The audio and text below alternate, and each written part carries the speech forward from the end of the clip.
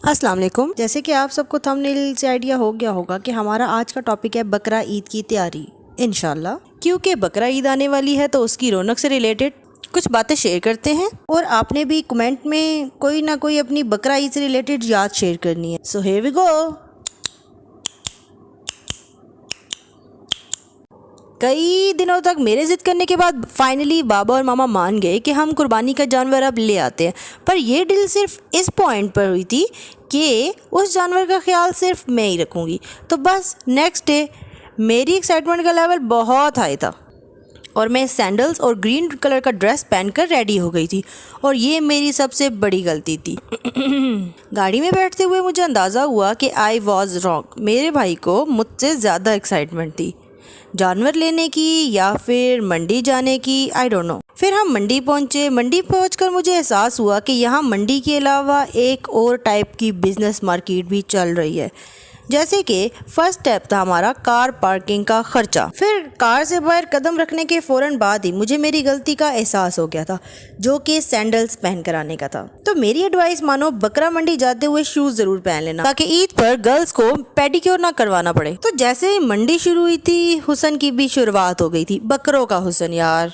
ہاں، ورائٹیز تو بہت تھی. جیسے کہ کچھ بکرے بھاول نگر کے تھے، کچھ تالا گنگ کے، کچھ ڈیرہ غازی خان کے، تو کچھ راجن پور کے. ویسے تو مجھے نہیں پسند وائٹ کلر ان اے ڈریس، پر بکروں میں اور کٹوں میں نا وائٹ کلر سب سے حسین لگ رہا ہوتا ہے. ایسے ہی چلتے چلتے میری نظر ایک سائٹ پہ پڑی جہاں ایک انکل بکرے پر مہندی سے پرنٹنگ کر رہے تھے. ریٹس پوچھنے کے بعد ایک بکرا جو کہ میٹ لیس لگ رہا تھا، اس کا ریٹ ہمیں 35,000 اور ویٹ 10 kg بتایا گیا.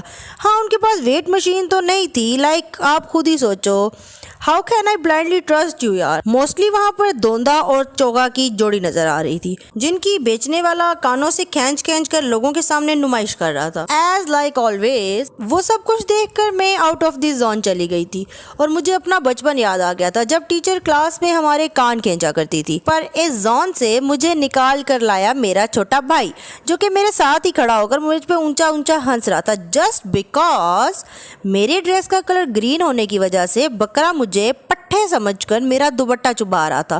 پر بکرے کو بھی جلد ہی احساس ہو گیا تھا کہ یہ پٹھے ٹیسٹ لیس ہیں. بکروں سے گزر کر جب ہم دمبوں کے سیکشن میں گئے تو ان میں سے کچھ کی ٹریمنگ چل رہی تھی اور کچھ کے ہیئر برش کیے جا رہے تھے. پر ان حسین دمبوں کو دیکھ کر میرے مائنڈ میں تو صرف شینواری چل رہی تھی یار. پر جب ان کے ریٹس پوچھے تو مجھے اندازہ ہوا کہ یار شینواری کسی اچھے سے ریسٹورینٹ سے جا کے ہی کھا لوں گی. لائک 1,60,000 کا ایک دمبا، اور اس سے بھی زیادہ. ہم نے کون سا اس کی کھال کو بیچ کے بزنس سٹارٹ کرنا ہے؟ ہم نے جیکٹس نہیں بنانی اس سے یار. دمبوں سے تھوڑا سا آگے میری نظر پڑی تو ایک ٹرک سے کٹے ان لوڈ ہو رہے تھے، جن میں کچھ تو لگ رہا تھا کہ دیسی گھی کھاتے ہیں صحیح تگڑے، اور کچھ لگ رہا تھا کہ عید کے لیے ڈائٹنگ شروع کی ہوئی ہے انہوں نے. ایک سے ایک ورائٹی میں اچھا کٹا، لائک بلیک کٹا، براؤن کٹا، وائٹ کٹا، پر سویگ وائٹ کٹے کا تھا. ساری کی ساری منڈی گھومنے کے بعد لائک 2,000 hours لیٹر ہم نے ایک جوڑی بکروں کی فائنلی خرید لی تھی.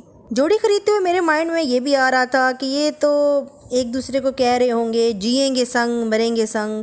لائک وہ جو قسمیں نبھائی تھی انہوں نے، اب وہ اس کو پورا کرنے کا ٹائم آ گیا تھا. اس سب کے بعد لوڈر والے سے حساب کتاب کر کے فائنل کیا ریٹ، اور اس کے بعد ہم نے اپنے بکروں کو لوڈر پہ لوڈ کروایا. ان کا چارہ خریدا، بکروں کے لیے کچھ جولری خریدی، کچھ ان کی بندیا اور پائل وغیرہ، اور گھر کی طرف واپس چل پڑے تھے. گھر پہنچنے کے بعد بکروں کو ان لوڈ کرتے ہوئے وہ گند کی برسات کرنے لگ گئے تھے، جس کو دیکھ کر مجھے اب اپنی کی ہوئی ڈیل پورا کرنے کا وقت نظر آ رہا تھا. اور اس موقع پر میرا بھائی ایسے فرار ہوا تھا جیسے ہمارا آپس میں کوئی رشتہ ہی نہ ہو اور وہ مجھے جانتا ہی نہ ہو. خیر، یہ سین دیکھ کے نا مجھے بہت دکھ ہوا اور مجھے رونا آیا تھا. بکروں کو گھر کے اندر باندھنے کے بعد میں نے ان کو پانی پلایا کیونکہ ان کے لنچ کا ٹائم تھا، تو ان کو کھانا کھلایا، اور پھر ان کے ریسٹ کا ٹائم آ گیا تھا. तो जब उनका रेस्ट मोड ऑन हुआ तो मैंने सोचा मैं भी रेस्ट कर लेती हूँ, लेकिन जब मैं रेस्ट करने गई तो वो जाग गए थे और उनकी मैं से मुझे बिल्कुल ऐसे फील हो रहा था कि जैसे मैं मंडी में बैठी हुई हूँ। शाम को गर्मी कम होने के बाद हसीन शाम में मैं, मेरा भाई और हमारे 2 बकरे हम लोग गली में चहलकदमी करने चले गए। पर उन 2 हसीन बकरों के साथ गली में वॉक करना मेरी थकावट खुद ही दूर कर रहा था, और इस सब के साथ ही साथ मेरा छोटा भाई उन बकरों के साथ वॉक करते हुए एक अलग ही स्वैग फील कर रहा था और अपने दोस्तों को बुला बुला के बता रहा था, ओए ओए अली, ये देख, इस बार हमने 2 बकरे खरीदे हैं, एक दोंदा और एक चोगा। दोंदे के 2 टीथ और 4 टीथ वाला चोगा होता है। हाँ हाँ ठीक है, लेकिन इस बार हम लोगों ने ना ऊंट खरीदना है। हाँ, ऊंट खरीद तो लाएगा, ये बता कड़ा किधर करेगा? है बता। कुछ ही देर बाद मेरी नजर मंसूर अंकल और रहीम अंकल पर पड़ी, जिनके बीच में एक कट्टा खड़ा हुआ था और कट्टा कभी मंसूर अंकल की तरफ देखता था तो कभी रहीम अंकल की तरफ, जिसकी वजह से मेरा एक्साइटमेंट का लेवल बढ़ गया कि आखिर इनके बीच में बातें क्या चल रही हैं। तो उनके करीब से चहलकदमी करते हुए मेरे कानों में बात पड़ी कि रहीम अंकल मंसूर अंकल को कह रहे थे कि सुना है साहिब, इस बार मंडी का रेट बहुत हाई चल रहा है। और मैंने सोचा कि हाँ अंकल, आप मुझसे भी ये बात पूछ सकते हैं, माना दिखने में छोटी हूँ लेकिन इन चीजों का अंदाजा है मुझे। और मंसूर अंकल कह रहे थे कि हाँ रेट तो बहुत हाई है, और दिल में ही सोच रहे होंगे कि मैं तो ले आया हूँ अपना कुर्बानी का जानवर, क्योंकि इस महंगाई में जो टाइम पे कुर्बानी का जानवर लेके आ रहे हैं ना, मेरे ख्याल से वही फायदे में रहने वाले हैं। तो आप सब भी मेरी एडवाइस मानो तो टाइम पे जाके ले आओ, क्योंकि एंड पे ना रेट इससे भी ज्यादा हाई चलने वाले हैं। मतलब मुझे लगता है कि बेचने वाला तो इस बार बेचने की नीयत से ही नहीं आया। खैर मंसूर अंकल ने फट करके रहीम अंकल से पूछ लिया कि सुनाओ मियाँ, तुम क्या लेके आए हो इस बार कुर्बानी के लिए? तो रहीम अंकल ने बताया कि इस बार मैं वेड़े की कुर्बानी तो नहीं करूँगा।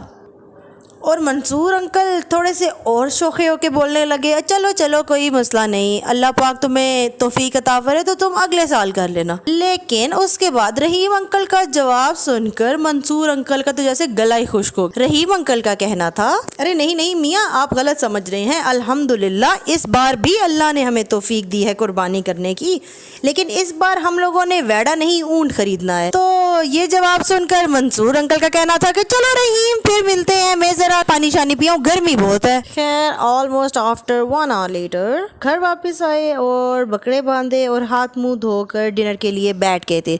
अभी तक तो चिकन के बने हुए सालन को देखकर मैं अपने बकरों की चांपे सोचकर बहुत खुश हो रही थी। अब आगे उनकी अटैचमेंट के बाद मैं इमोशनल होंगी या नहीं, और आगे का सफ़र कैसा रहेगा, ये सब कुछ जानने के लिए नोटिफिकेशन बटन पर टैप करें और चैनल को सब्सक्राइब करें। Bye bye.